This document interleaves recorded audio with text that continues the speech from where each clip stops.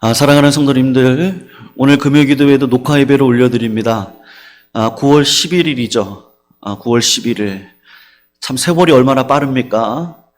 벌써 9월달, 오늘이 지나가고 이번 주일이 지나면 중순이 되어지는데, 빠른 세월 속에서 변하지 않는 말씀이 우리의 믿음을 새롭게 하고, 또 이 험한 코로나19로 인해서 어려운 상황을 우리 성도님들 교회가 다 겪고 경험하고 살아가게 되는데, 믿음 잃지 아니하고 의인된 삶을 살아갈 수 있는 은혜의 자리가 되었으면 좋겠습니다. 오늘부터 지난 5월까지 이루어졌었던 에베소서 강해를 앞으로 한 달간 살펴보는 시간을 좀 가지려고 합니다. 오늘 하나님께서 우리들에게 주시는 말씀은요, 에베소서 4장 25절에서 32절입니다. 314쪽에 있습니다. 에베소서 4장 25절에서 32절, 신약 314쪽 제가 봉독해 올리도록 하고요. 우리 성도님들은 눈으로 같이 읽어주시면 좋겠습니다. 25절 말씀을 제가 읽습니다. 에베소서 4장 25절입니다. 그런즉 거짓을 버리고 각각 그 이웃과 더불어 참된 것을 말하라. 이는 우리가 서로 지체가 됨이라. 분을 내어도 죄를 짓지 말며 해가 지도록 분을 품지 말고 마귀에게 틈을 주지 말라. 도둑질하는 자는 다시 도둑질하지 말고 돌이켜 가난한 자에게 구제할 수 있도록 자기 손으로 수고하여 선한 일을 하라. 29절입니다. 무릇 더러운 말은 너희 입 밖에도 내지 말고 오직 덕을 세우는 데 소용되는 대로 선한 말을 하여 듣는 자들에게 은혜를 끼치게 하라. 하나님의 성령을 근심하게 하지 말라. 그 안에서 너희가 구원의 날까지 인치심을 받았느니라. 너희는 모든 악독과 노함과 분냄과 떠드는 것과 비방하는 것을 모든 악의와 함께 버리고 32절입니다. 서로 친절하게 하며 불쌍히 여기며 서로 용서하기를 하나님이 그리스도 안에서 너희를 용서하신과 같이 하라. 아멘. 성도님들, 신자의 거룩은 예측 가능한 삶이다 라는 제목으로 오늘 금요기도에 말씀을 증거하도록 하겠습니다. 여러분, 복음이라고 하는 것은요, 모호함이나 추상성이 없습니다. 항상 상세하고 명확한 것이죠. 불순종하려고 하는 자들이 복음을 모호하게 만들어서 그렇지, 복음 자체는 항상 우리에게 명확하게 다가오고 구체적이고 상세적으로 외칩니다. 그러므로 하나님의 말씀이 명확하기 때문에 명확한 하나님의 말씀을 믿고 따르는 하나님의 백성들의 삶도 어떻습니까? 명확한 삶이 될 수밖에 없다는 것이죠. 다시 말해서 기독교는 말씀과 삶이 절대로 분리될 수 없다라는 것입니다. 성도님들, 어떤 사람이 잘못 살고 있습니다. 무슨 뜻이죠? 잘못 믿고 있기 때문에 그런 것이죠. 정말 제대로 믿고 있다면 절대로 잘못 살 수가 없습니다. 왜냐? 믿음과 삶은 절대로 끊을 수 없기 때문에 그런 것입니다. 여러분, 우리가 바울 서신 에베소서를 살펴보고 있는데, 바울 서신을 읽으면서 깨닫게 되는 게 뭐냐 하면, 에베소서를 보세요. 우리가 지난 4장 초반까지 살펴보았는데 1장, 2장, 3장에서는 우리가 무엇을 믿어야 될지에 대한 하나님의 신학적인 교리를 선언을 합니다. 그리고서는 모호하게 넘어가는 것이 아니라 4장부터 6장까지 하나님의 말씀이 어떻게 우리의 삶 가운데 철저하게 적용되어야 될지 그것을 말씀을 가지고 추적을 하고 있습니다. 그런데 오늘 본문 사도 바울이 다루는 문제가 뭐냐 하면 이 신자의 거룩의 문제입니다. 오늘 본문 2절 9절이죠. 20절 21절을 보면 이방인들이 있는데 이방인들이 거룩하게 살아갈 수 없는 이유가 있다고 분명히 이야기를 하는데 그것이 무엇이냐 하면 예수 그리스도의 생명에서 떠났기 때문이다. 그렇게 말을 합니다. 그런데 우리 성도들이 거룩해야 될 이유가 뭐냐? 진리가 그리스도 안에 있잖아요. 그것과 마찬가지로 우리가 그리스도 안에 있기 때문에 그리스도 안에 있는 진리가 우리 가운데 있는 것이죠. 그래서 구체적으로 우리는 그리스도 안에 있기 때문에 여러 가지 영역에서 예수 그리스도가 걸어가셨던 그 거룩의 삶을 살 수 있고 이룰 수 있다라는 것을 말씀을 합니다.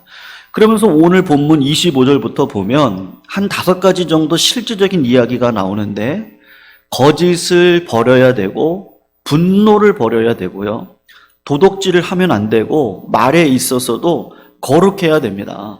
그리고 말뿐만이 아니라 용서하는 삶을 살아서 거룩한 삶을 살아야 된다. 오늘 5가지가 쭉 나오는데 중복되는 것들이 있기 때문에 3가지 정도로만 거룩의 내용들을 성도님들 살펴보았으면 좋겠습니다. 우리가 어떻게 하면 거룩할 수 있습니까? 첫 번째로 오늘 사도 바울은 거짓말에 대해서 이야기를 하고 있습니다. 오늘 본문 25절을 성도님들 보세요. 25절을 보면 같이 한번 읽어보면 좋겠는데, 그런즉 거짓을 버리고 각각 그 이웃과 더불어 참된 것을 말하라. 이는 우리가 서로가 지체가 됩니다. 라고 말씀을 하고 있어요. 우리가 거룩해지는 방법이 무엇입니까? 구체적으로 이야기를 하는데 거짓말을 하지 말라는 것이죠. 성도님들, 우리가 자꾸 거짓말하는 이유가 무엇이죠? 거짓말을 하는 이유 중에 하나가 뭐냐 하면 자기 말이 사실과 같이 들리게 하기 위해서입니다. 그러니까 내 말이 호소력을 갖게 하기 위해서 거짓말을 합니다. 그러니까 자꾸 과장을 해요. 그리고 거짓말을 합니다. 그러니까 거짓말을 한다는 것 자체가 뭐냐 하면 그 안에 뭐가 숨어 있는 거예요? 교만함이 숨어 있는 겁니다. 무슨 교만함이요? 자기보다, 내가 가지고 있는 실제의 나보다 더 큰 나를 보이게 하려고 하는 교만. 순수하고 진실하게 자기 자신의 있는 모습 그대로를 보이고 성실하고 진실하게 살아가면 됩니다. 정직하게 살아가면 되는데 그러고 싶지가 않은 거예요. 그렇게 살기에는 내가 너무 작아요. 그래서 거짓말을 하는 거죠. 여러분, 동물이 거짓말 할 수 있습니까? 할 수 없죠. 왜 거짓말을 할 수 없습니까? 말을 못하기 때문에 그래요. 근데 인간은 거짓말을 할 수 있어요? 왜 할 수 있어요? 말을 할 수 있기 때문에 그래요. 말을 할 수 있다는 것이 무엇이냐 하면 하나님의 형상 자체로 지어졌다는 증거가 인간이 말을 하는 거죠. 말은 원래 진실했습니다. 창세 때는요, 창조 때죠. 창조 때는 말 자체가 현실이었습니다. 주님이 빛이 있으라 그러면 빛이 생겼습니다. 하나님께서 아담에게 이름을 지어주는 권세를 주셨어요. 그러니까 이름을 지으면 그 이름의 뜻대로 동물들이 가지고 있는 그 현실 자체가 되어졌습니다. 그러니까 말에는 능력이 있었고, 말에는 경건성이 있었고, 말에는요 하나님의 형상이 있었습니다. 그런데 우리가 죄를 짓고 범죄함으로 말미암아 악한 마귀가 이 하나님의 형상의 특징이었던 말을 오염을 시킨 것이죠. 그래서 우리가 오염된 것 중에 최고로 오염된 게 뭡니까? 말이에요, 말. 거룩한 언어가 이제는 사탄의 도구가 되어졌어요. 그래서 말이 오염된 이 거짓말이 가장 사탄적인 요소가 된 것이죠. 요한복음 8장 44절을 보면 예수님께서 마귀에 대해서 마귀의 특징을 이렇게 이야기를 해요. 너희는 너희 아비 마귀에게서 났으니 너희 아비의 욕심을 너희도 행하고자 한다. 저는 처음부터 살인한 자입니다. 진리가 그 마귀 속에 없으므로 진리에 서지 못하고 거짓을 말할 때마다 제 것으로 말합니다. 이는 저가 거짓말쟁이고 거짓의 아비가 되었음이니라. 여러분, 예수님께서 마귀를 향해서 마귀의 대표적인 특징이 뭐라고 이야기를 하고 있어요? 머리에 뿔난 게 아닙니다. 마귀적인 대표적인 특징을 우리 주님이 지금 뭐라고 말씀하고 있습니까? 거짓말이라는 거예요. 여기 보니까 마귀에서 났다 그랬는데 이 거짓말이 너희 아비의 욕심을 너희도 행하고자 합니다. 거짓말하는 이유가 뭐라고 합니까? 욕심이라는 거잖아요. 욕심. 뭘 자기의 능력보다 더 얻고자 하는 것이죠. 욕심 때문에 우리가 거짓말하게 된다는 겁니다. 거짓말을 많이 하는 사람의 특징이 뭐예요? 자세히 들어가서 보면 교만함이 있는데 그 교만함의 특징이 욕심이죠. 그 안에 자기보다 더 크게 보이려고 하는 과장이 있고 가식이 있습니다. 마귀가 사람에게 제일 먼저 한 일이 뭐예요?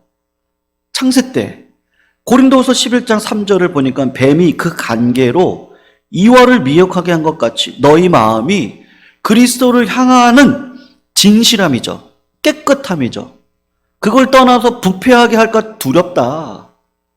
여러분, 말에는 원래 현실이었으니까 진실함이 있었는데 마귀가 사람 만나서 제일 먼저 한 게 거짓말을 행하게 하고 말의 능력을 떨어뜨리는 것이죠.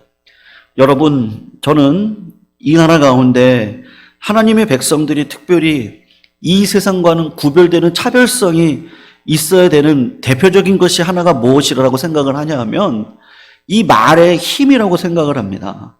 우리가 가장 많이 죄를 짓는 게 뭐죠? 거짓말하는 건데 거짓의 죄를 짓는 그 순간 우리는 점점 하나님의 형상을 떠나고 마귀의 형상으로 닮아가고 있는 것입니다. 그러므로 지도자가 거짓말하는 거 이것만큼 민족적인 큰 우환이 없습니다. 우리 한국교회가 회복해야 될 것이 이것이죠. 목사의 말을 성도님들 믿을 수 있습니까?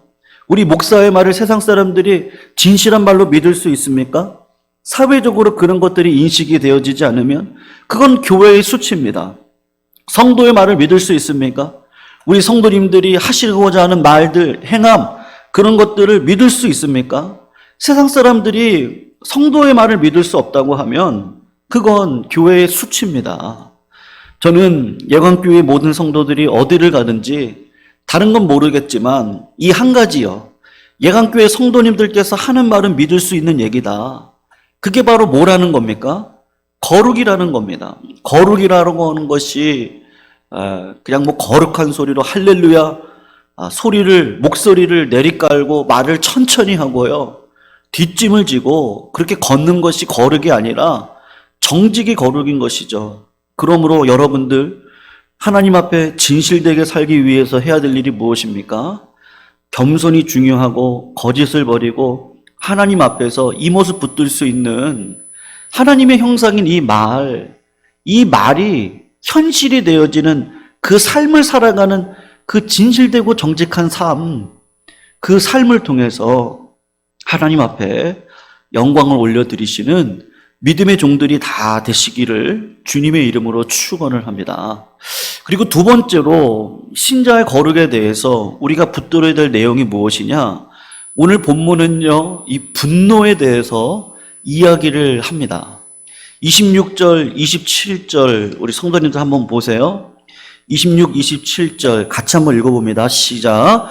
분을 내어도 죄를 짓지 말고 해가 지도록 분을 품지 말고 마귀에게 틈을 주지 말라.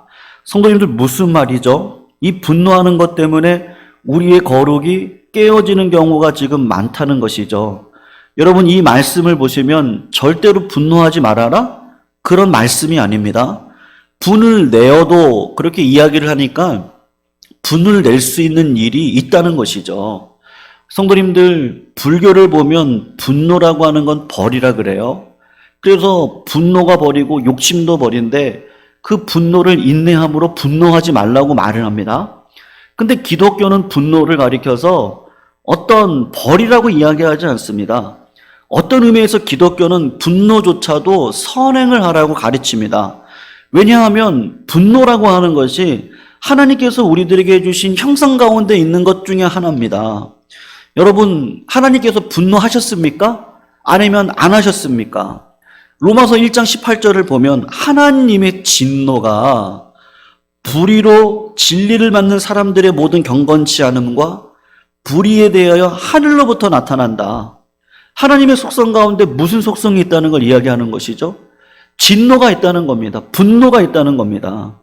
예수님께서 요한복음 2장이죠. 16절을 보면 성전에서 장사하는 사람들을 바라보면서 주님이 어떻게 하세요? 노끈으로 채찍을 만드셔서 양이나 소를 다 성전에서 내어 쫓으시고 돈 바꾸는 사람들의 그 돈통을요 다 뒤집어 엎습니다.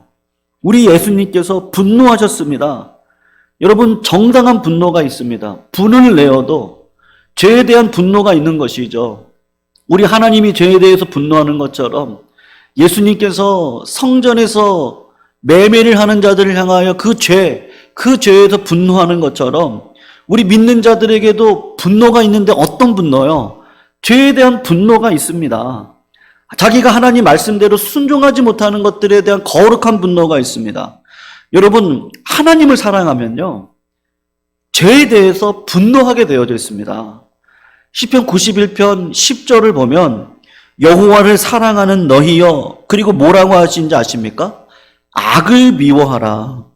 하나님을 사랑하기 때문에 악을 미워하라.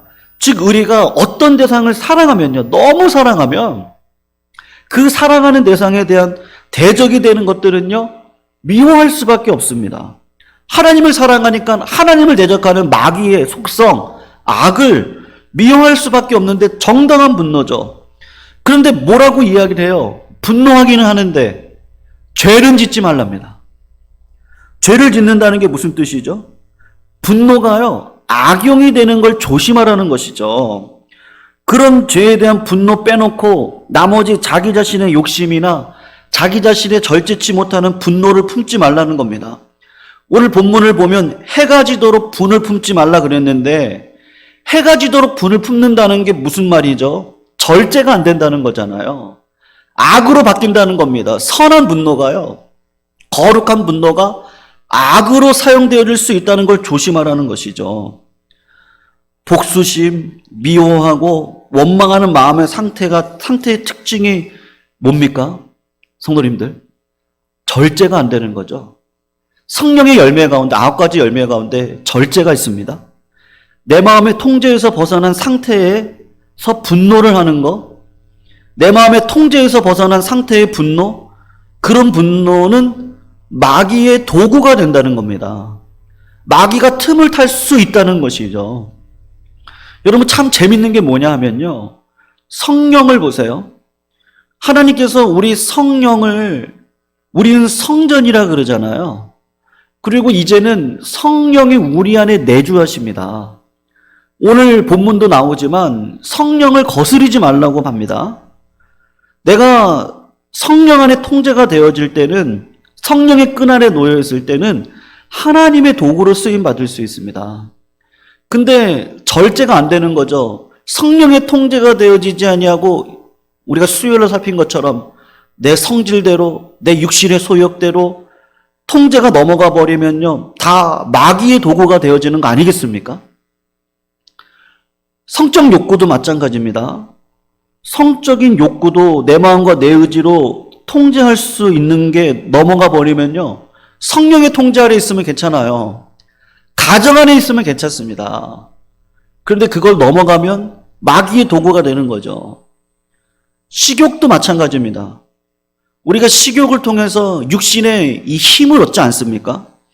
근데 통제를 넘어가면 어떻게 되죠? 요새 유튜브에서 젊은이들 사이에 인기를 끌고 있는 먹방이 인기인데, 본능적인 삶에 우리의 시간을 허비하고 있어요. 뭘 먹을까? 뭘 입을까? 무엇을 마실까에 전념하면서 살아갑니다.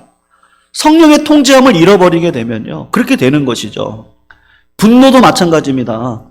자신을 내어놓고 자기가 자기 자신을 통제할 수 없을 정도로 갖고 있는 그 분노는 하나님의 의를 위해 쓰임받기보다는 마귀의 도구로 쓰임받을 가능성이 큰 것입니다. 여러분, 예수 믿는 사람들이 왜 술 취하면 안 되죠? 술 취한다는 게 무슨 뜻입니까? 통제력을 잃는다는 것이잖아요.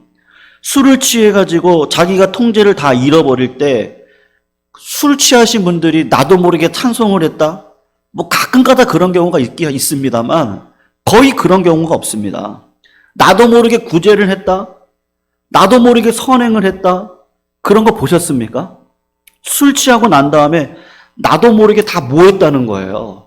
폭력을 행사하고 음주운전을 행하고 다 죄를 범했다. 마귀의 도구가 되었다. 그러므로 우리가 통제를 벗어날 수 있는 모든 일을 해서는 안 된다는 것을 오늘 본문이 말씀하고 있는데, 이 땅을 살아갈 때 그 분노 가지고 일하지 말라는 겁니다. 왜 그래요? 분노에는요, 엄청난 힘이 있기 때문에 그렇습니다. 그래서 많은 사람들이 그 분노에는 힘이 있다는 걸 알기 때문에 그 힘을 활용하고 싶은 것이죠. 여러분, 선동하는 사람들을 자세히 보세요. 선동하는 사람들을 보십시오. 선동하는 사람들이 쓰는 방법이 뭐예요? 좋은 의미로 선동을 하는 경우는 거의 없어요. 선동을 하는 사람들의 특징이 뭐냐? 사람들로 하여금요, 화를 내게 하게 하죠. 제가 대학으로 91학번인데 데모세대 마지막 학번입니다. 대학 다닐 때 보면 사람들 죽고 어려움 당한 거 그 적나라한 사진들을 갖다 붙여놓고 사람들로 하여금, 학생들로 하여금 어떤 마음을 갖게 합니까? 분노의 마음을 갖게 하는 것이죠. 왜 그렇습니까? 그게 일종의 힘이 되어지기 때문에 그런 것이죠. 노조는 마찬가지입니다. 그 분노심이 일어나도록 그 힘을 가지고 다른 일을 하려고 하는 겁니다. 혁명도 마찬가지입니다. 그런데 나중에 역사를 보면 우리가 다 깨닫는 것인데, 나중에 시간이 지나고 보면 어떻습니까? 그 분노심 때문에 자기가 움직였던 사람들을 보면 자기가 원했던 모습대로 결과가 흘러가는 것이 아니라 분노심을 자극을 했던 몇몇 사람들의 욕심에 의해서 다 끌려가고 있는 것을 보게 되는 것이죠. 성도님들, 필리핀, 우리 가까이 있는 필리핀이라는 나라를 보세요. 필리핀에 독재자가 있습니다. 필리핀의 독재자는요, 끊임없이 나옵니다. 마르코스라고요, 피플 파워로 넘어졌어요. 마르코스 정권이 넘어졌습니다. 민중의 그 분노의 힘을 가지고 정권을 무너뜨렸습니다. 그 민족이 나중에 어떻게 되죠? 사나워져요. 그러니까 마르코스를 쫓아냈던 그 분노를 가지고 에스트라다를 쫓아내죠. 그 필리핀 정부가 계속해서 분노의 힘을 가지고 움직이는 정권이 되어지는 것입니다. 그 분노심으로 나중에 나라가 어떻게 될지 모르는 거예요. 우리나라도 마찬가지죠. 일제시대 때 어려움을 당했습니다. 독재와 싸웠습니다. 우리 마음 가운데 묘한 분노심들이 있어요. 분노심이 있으면요, 성도님들 거칠어집니다.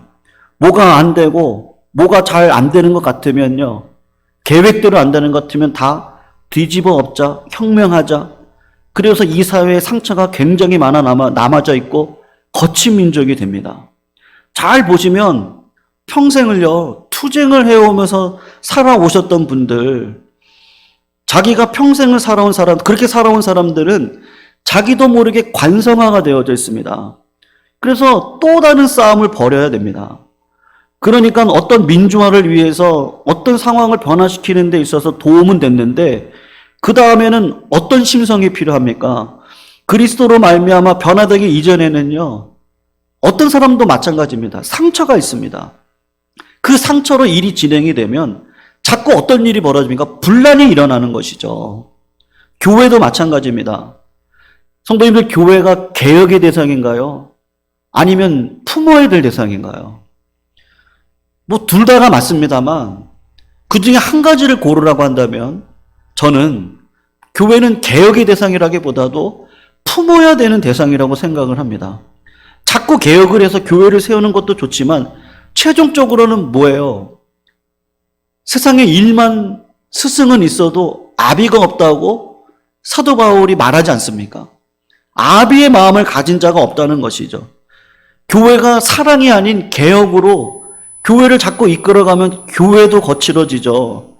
그 거친 관성을 따라서 교회도 또 다른 개혁을 하게 되는데, 그러다 보면 교회가 상처가 남게 됩니다. 결국 교회는 무엇으로 치유가 되어져야 됩니까? 아비의 마음이죠. 품어주는 겁니다. 물론 교회에 어리석은 것들을 그대로 두고 보자는 것이 아니죠. 용서하는 마음으로 먼저는 거친 마음이 치유가 되어지고 부드러운 마음을 가지고 거룩을 행하는 그 성령의 자리까지 나아가는, 그것이 하나님께서 우리들에게 원하시는 겁니다. 여러분, 예수 믿는 사람들이 해서는 안 되는 일이 뭡니까? 분노의 힘을 갖고 절대로 일해서는 안 됩니다. 분노의 힘을 가지고 기도해서는 안 됩니다. 분노의 힘을 가지고 말씀을 따라가는 건 안 됩니다. 우리는 죄를 미워해야 되지만 죄인은 용서하고 사랑해야 된다는 것을 잊지 마시기를 주님의 이름으로 축원을 합니다. 선으로 악을 이기시기를 축원합니다. 쉽지 않습니다. 그러나 우리는 그 길을 걸어가야 되는 것이죠. 왜 그렇습니까? 하나님의 종들이기 때문에, 하나님의 자녀이기 때문에, 왕 같은 제사장이기 때문에요. 왕으로 하나님의 통치권을 이 땅 가운데 말씀으로 삶을 살아내야 되지만, 또 제사장과 같은 역할을 가지고 죄악된 세상 사람들을 예수 그리스도께로 영접할 수 있는 제사장의 역할, 화합의 역할을 감당하는 것이 바로 우리들인데, 그 분노의 마음을 통제하는 성령의 통제 아래서 내 안에 있는 죄는 거룩한 분노로 회개 자리까지 나아가고 타인들의 죄악에 대해서는 예수 그리스도의 마음으로 통제하여서 사랑으로 그들을 품고 그들을 끝까지 주의 자녀로 이끌어갈 수 있는 은혜의 자리에 우리 모든 성도님들이 거룩한 백성으로 서시기를요 주님의 이름으로 축원을 합니다. 세 번째는 이 도덕질의 문제인데, 도덕질의 문제에 대해서 뭐라고 이야기를 하고 있습니까? 26절을 보니까 도적질하는 자는 다시 도적질을 하지 말고 돌이켜 빈궁한 자에게 구제할 것을 하기 위해서 무엇을 하라고 하죠? 제 손으로 수고하여 선한 일을 하라 그랬습니다. 여러분, 오늘 말씀이 주는 하늘의 해안이 있는데요. 도둑이 도둑 신세를 벗어날 수 있을 때가 언제라 그러죠? 도둑질을 중단할 때라고 성경은 말하지 않습니다. 도둑이 도둑질에서 벗어나는 때는 도둑질을 중단할 때가 아니라 적극적으로 구제를 할 때 도둑질에서 벗어나게 된다는 걸 말씀을 하고 있습니다. 무슨 뜻입니까? 삶에 있어서 명확하고 적극성을 말하는 것이죠. 성경은 전부 다 그렇게 이야기를 합니다. 거짓말을 버리는 게 뭡니까? 거짓말을 안 하는 것이 아니라 25절을 보면 그 이익과 더불어서 참된 것을 말하라고 하는 적극적인 자리에 나가라고 합니다. 분노에 대해서도 똑같죠. 분을 내어도 죄를 짓지 말고 그 다음에 뭐를 하라 그러죠? 오늘 본문 29절을 보면 무릇 더러운 말은 너희 입 밖에도 내지 말고 오직 덕을 세우는 데 사용되는 선한 말을 하여 듣는 자들에게 은혜를 끼쳐라. 그렇게 적극적인 자세를 말씀을 하고 있는 것이죠. 여러분, 도둑질도 마찬가지죠. 도둑질하는 자는 다시 도둑질하지 말고 돌이켜 빈궁한 자에게 구제할 것이 있기 위해서 내 손으로 수고하고 선한 일을 하라, 적극적인 일을 하라고 지금 말하고 있는데 그것이 거룩이라는 겁니다. 그래서 거룩은 성도님들 가만히 앉아있다고 거룩한 것이 아닙니다. 가만히 앉아서 기도만 하고 있으면 거룩이라고 말하지 않습니다. 가만히 앉아서 예배만 드리면 거룩이라고 말하지 않습니다. 적극적으로 선한 말을 하고 구제를 하고 분노심이 아니라 사랑하고 용서하고 내가 직접적으로 하는 일들, 그런 일들이 있을 때 내가 거룩해질 수 있다는 것이죠. 그러므로 우리가 성경에서 말하는 성도의 거룩의 문제, 산속에서 거룩해질 수 없다. 기도원에 올라간다. 그래서 되지 않는다. 삶 속으로 들어가야 된다. 사람 속에 들어가서 거짓이 아니라 참된 진리를 외치고 구체적으로 내 손이 수고하고 힘을 내고 땀을 흘리고 실제로 다른 사람들을 섬기고 돕는 것, 그것이 거룩이다. 성도님들, 이 거룩한 일에 우리 모든 성도님들이 다 쓰임을 받으시기를 주님의 이름으로 축원을 합니다. 말씀의 결론을 내리려고 하는데요. 그래서 뭐죠? 주님의 성도들, 거룩한 하나님의 백성들의 특징이 뭡니까? 제가 볼 때는요, 오늘 설교의 제목과 같은데 예측 가능한 삶을 산다는 겁니다. 여러분, 예수 믿는 사람들은 어디를 가든지요, 눈에 보이든지 안 보이든지 그 사람이 어떤 인생을 사는지 예측 가능합니다. 왜 그렇습니까? 우리는 뭘로 살아요? 의인은 뭐로 살죠? 믿음으로 삽니다. 우리가 믿은 대로 살고 있습니다. 믿은 바대로 살기 때문에 예측 가능한 삶을 살 수 있는 것이죠. 어떤 사안에 대해서 예수를 정말 믿는 사람들은 어떤 행동을 할 것인지 예측이 가능합니다. 선진국이 왜 선진국이에요? 단순히 부자 나라이기 때문에 선진국입니까? 그렇지가 않습니다. 선진국의 특징은 딱 한 가지가 있는데요. 정직이더라고요. 사람들이 정직할 수 있도록, 다른 말로 하면요, 예측 가능할 수 있도록 법안을 만들어 놓습니다. 물론 이제 과태료 같은 걸 세게 물기도 하지만 예측 가능한 것이죠. 도로 법규상에서도 선진국은 예측이 가능합니다. 근데 후진국을 가면요, 뭐 좌회전, 우회전 이런 거 없습니다. 어떻게 차가 돌지 몰라요. 예측 가능하지 아니한 것이죠. 여러분, 하나님의 나라는 선진국 중에 최고 선진국 아니겠습니까? 그 나라의 백성들은요, 최고의 선진국의 나라 백성 아니겠습니까? 그 백성들의 거룩의 특징이 무엇이겠습니까? 예측이 가능한 것이죠. 예수 믿는 사람들 직장 속에 들어갑니다. 교회 속에 있습니다.